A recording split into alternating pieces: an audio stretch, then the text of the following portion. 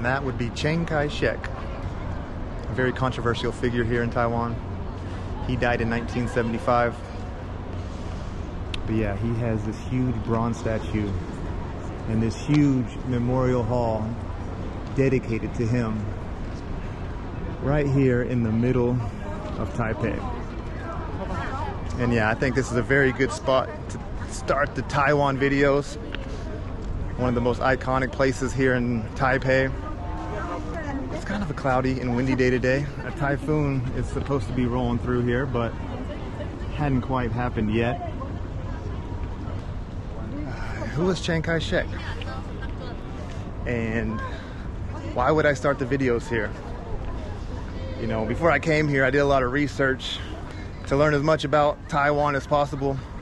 You know, even though I've been here a couple times before, at those times I just wanted to get out of Japan and come eat some good food, and I didn't really care. But this time, I really dove into the history, the culture, and well, what I found was that Chiang Kai-Shek is probably the most influential person in Taiwan's history. He's done more to shape Taiwan than any other person, and his legacy and his impact lives on to this day. Where to begin with this guy, man? He was an authoritarian. He ruled Taiwan with an iron fist, so to speak. He didn't allow any political opponents. He didn't allow free speech. You couldn't publish a newspaper here in Taiwan. You couldn't speak out against the government. For like 40 years, he implemented martial law. To some, he's looked at as an anti-communist hero. You see, Chiang Kai-Shek came here in 1949, 4 years after World War II. During that time, Chiang Kai-Shek was fighting Mao Zedong in mainland China and the communists. And, well, in the end, Mao won that fight. And essentially, Chiang Kai-Shek and his army and everyone fled the mainland and came here to Taipei, or to Taiwan. And from what I understand, Chiang Kai-Shek didn't even necessarily want to stay in Taiwan for the long haul. Like, his whole goal was to come back to Taiwan, gather his forces, and eventually go back to China, mainland China, and defeat Mao and defeat the communists. Well, that never happened, and Mao actually didn't ever come and finish the job, so to speak. Apparently, from what I understand, Mao and the communists, they wanted to come and take over Taiwan and completely destroy the Republic of China, the government and the party that Chiang Kai-Shek represented. We'll get to that in a second. You know, you hear about the People's Republic of China and the Republic of China, and those are two different things, if you didn't know. And well, Mao, in 1950, he had plans to come to Taiwan and completely take out the Republic of China, but it was because of the Korean War that he wasn't able to do that. I want to put this umbrella down, come back and get it.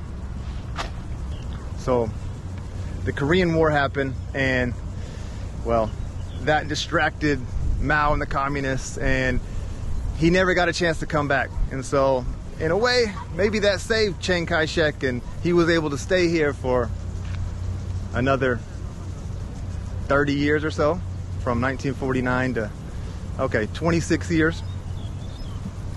But like I was saying, he's somewhat of a controversial figure here.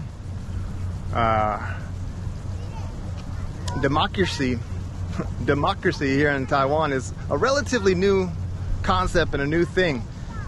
You know, when you look at Taiwan, they have free and fair elections. They have a president. They have a government that is similar to the United States in a way. That wasn't always the case. It wasn't until 1987 when international pressure and other countries were like, hey, it's time to give up power. After Chiang Kai-Shek died, his son took over power, and basically, it was a dictatorship here. And so we're gonna go over to another memorial in a second, another place called the 228 Memorial, and you'll understand why Chiang Kai-Shek is somewhat of a controversial figure. They're not gonna tear down this memorial, this statue. There's a park here in Taiwan that just is a huge collection of Chiang Kai-Shek statues because, well, a lot of places around the country have decided to, not destroy them, but they don't want them around. And so there's a park that I really want to go visit, and it's crazy. It's just a huge park with a bunch of Chiang Kai-Shek statues.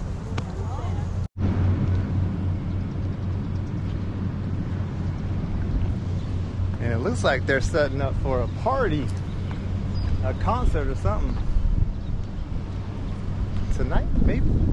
But this would be the National Concert Hall, this is what Google said, and the National Theater. Pretty dang cool. Hello. Today? No? Okay. Is it today? Yes. Today, what time? Oh, I think I'm inside the cones. I didn't mean to be on the inside of the cones. Oops. It looks like all these people over here are waiting for a famous artist, maybe? Man. Taipei is a beautiful place. Taiwan is a beautiful place in general. Been very impressed with Taiwan. Like I said, I've been here a few times, but it's always nice. It's clean. It's super colorful, all the flowers, and it's super green right now. And I went for a run this morning, and it's just cool to see everybody out and about. It's such an active country. I mean, especially with the elderly, you run by so many different parks, and you just see these packs of old people just stretching and doing their calisthenics and whatnot. It's really cool to see. Ooh, look at that gate.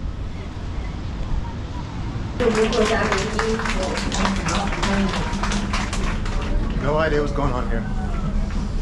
大家好，我是作家，也是画家，我也作词作曲，然后也很是有自己意识。对，然后我今天会来，其实是因为它在法律方面，还有关于法律方面，还有关于如何保护动物这一块讲得非常清楚，所以我觉得我应该要依我的角度。Anybody knows what this is for? Let me know in the comment section, because 我希望从我的角度去提出一些我的看法。首先就是对，我觉得这整件事情这个。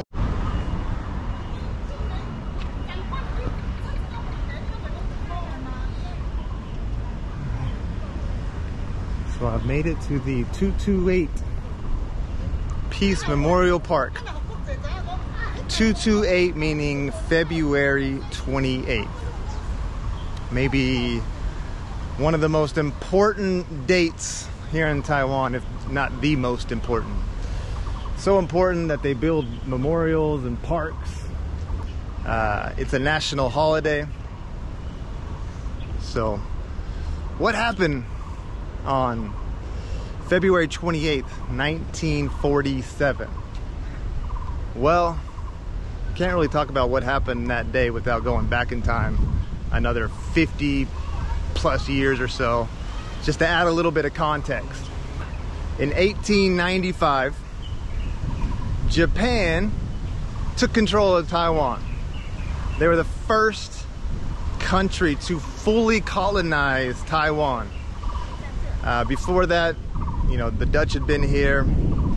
The Qing dynasty in China were here for like 200 years, but no one had ever fully colonized it. They've only when the other colonizers were here, they could only control about like a third of the country.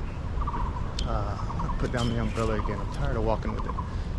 You know, it wasn't until Japan in 1895 that they came and they were actually able to fully colonize the entire island, because, well, I don't know if you know or not, but a lot of Taiwan is very mountainous, and in those mountains live the Aborigines, and they were notoriously very cruel and violent, and they, you know, if you went up in the mountains, they'd cut your head off. I'm not even kidding. And so, for the most part, when the Chinese and Dutch when they were here, they just stuck to the coast. And like I said, it wasn't until 1895 when Japan took over control that they fully colonized it. I feel like I've said that 3 or 4 times. Anyway, so Japan was here for 50 years. You know, this was Japan's prized possession. This was their first colony. They were able to join the big boys, you know, the Western colonizers of the world, and have their own colony. And so it wasn't all bad. I mean, sure, anytime a country colonizes a place, there's going to be death, there's going to be oppression, there's going to be injustice. But the Japanese did, you know, improve the education here, the healthcare here. They basically just improved the quality of life for a lot of people here, in a way. You know, believe it or not. And well, after World War II, when Japan unconditionally surrendered, and all the territory that they had gathered on their quest, you know, during World War II, you know, they went on a rampage through the Pacific. They colonized Korea, China, the Philippines, Indonesia, Malaysia. Basically, they were told to give everything up. And backed by the Allies and backed by the United States, Taiwan was handed over to the Republic of China, led by Chenk Kai-Shek. He said, "I'll take it." And so, in a sense, that it was basically like, hey, we give it over to this guy, and we got to do our best. I mean, in the view of the Americans, like, we got to do our best to keep Taiwan out of the hands of the communists. That's what that was the only thing America cared about. They didn't care about democracy. They didn't care about anything. They were like, okay, we just cannot let Taiwan fall into the hands of the communists. So they supported Chiang Kai-Shek and the Republic of China. The Republic of China being the name of the government that Chiang Kai-Shek represented. I know it's kind of confusing, but so in 1945, Japan surrenders, and the nationalists from mainland China, they start coming over here. And at first, a lot of the Taiwanese were like, cool, okay, maybe things will be better under Chinese rule. Well, that's not exactly what happened. Like I was saying, Japan actually developed Taiwan a lot more than mainland China at the time. And so a lot of the soldiers and a lot of the people from mainland China, they came over here and they were like, wow, this is actually pretty nice over here. And the soldiers, from what I understand, would just loot, and they would just steal bicycles, and they would basically just claim anything they wanted. You know, they're like, you know, this is our land now. This is our property. This is our stuff. Like, you know, hand it over, basically. And not just that, you know, a lot of the Taiwanese here that lived here, they all spoke Japanese or the local Taiwanese language. And so they didn't speak Mandarin. They didn't speak Chinese. And so there obviously was some miscommunication. The new administrators, the ROC, they basically gave all administrative jobs to mainlanders, I guess is what I'll call them, people coming over from China. And so the people who had been here forever and had jobs and whatnot, they were being replaced by people coming over here from China. And so it was somewhat of a powder keg, just ready to explode. And that exploded on February 27th, 1947. Basically what happened, there was a cigarette dispenser, a sales lady or whatever. She was selling cigarettes. Apparently she wasn't supposed to, and the police told her to leave, and she fled. And during this whole incident, a bystander was killed. And I guess this is it right here.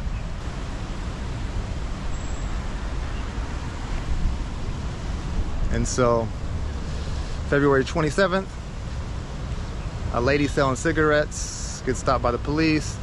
One person gets killed, a civilian, and people are outraged. The next day, there's huge protests and riots, and thousands of people gather in the parks and whatnot. And then, well, the police come to shut that down, and more people are killed.